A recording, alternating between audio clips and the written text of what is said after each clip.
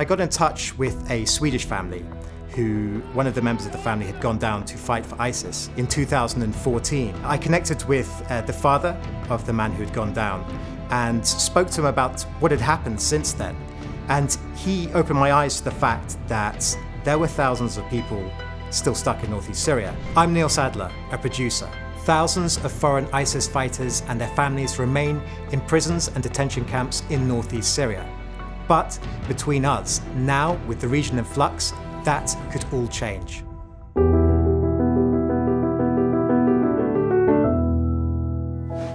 I reported from around Mosul in northern Iraq back in 2016 when US coalition forces, Iraqi forces and Kurdish forces were fighting for control of the city from ISIS.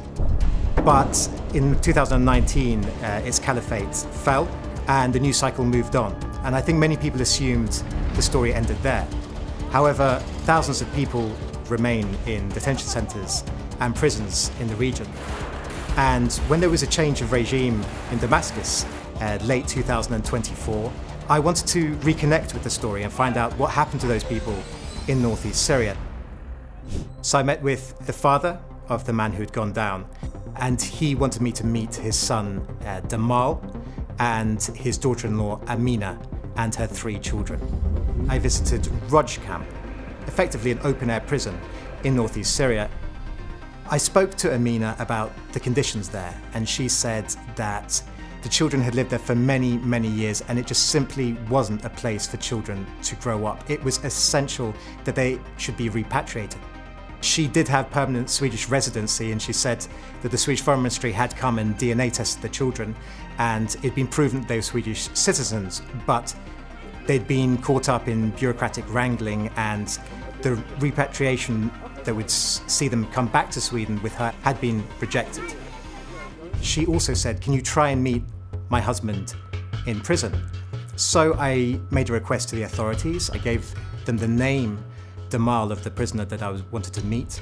And they told me that I could come to a special militarized compound the next day to meet with what they said was a prisoner.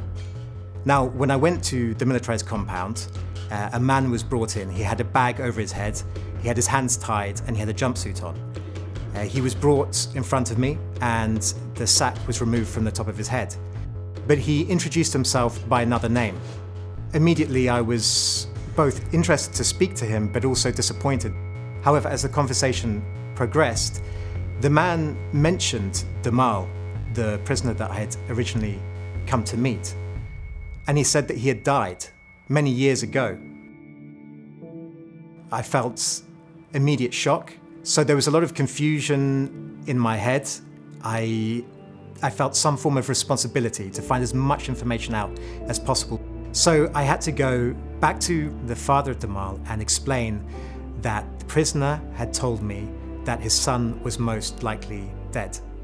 Now his reaction was, he was understandably incredibly upset, but it kind of turned into incredible frustration with the Swedish authorities because he said he had cooperated with them. It wasn't right that a journalist was returning and telling him that his son was most likely dead.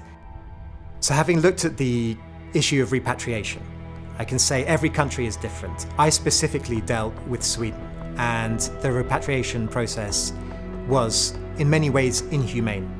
I met the families of people who both had had grandchildren and children in these camps, and they were saying, you know, these children are innocent in all of this. Please do something to repatriate these children. I met with many of these families, and they said there was a distinct difference in how non-ethnic Swedes were being treated. There had been a very famous case of a guy called Mikael Skramo, who was an ethnic Swede who had had many kids down in Syria with another Swedish woman. And those children had been orphaned, he had died, and the grandparents in Sweden had been able to garner a lot of national sympathy through a media campaign to get the children repatriated back to Sweden. However, for the people who weren't ethnically Swedish, and especially those who came from a Muslim background, they said they simply couldn't garner that same sympathy. So with everything in flux in the region, and US President Donald Trump telling interim Syrian President al-Shara that the interim government in Damascus is going to have to take charge of these camps, there is a sense that things are going to change. You have US aid temporarily withdrawing funding and no guarantee that it will remain. You have US troops leaving the region, and now you have a new agreement signed between the SDF and the interim government in Damascus. And everyone I spoke to in the camps said that there was definitely a sense that something is going to have to give in some way.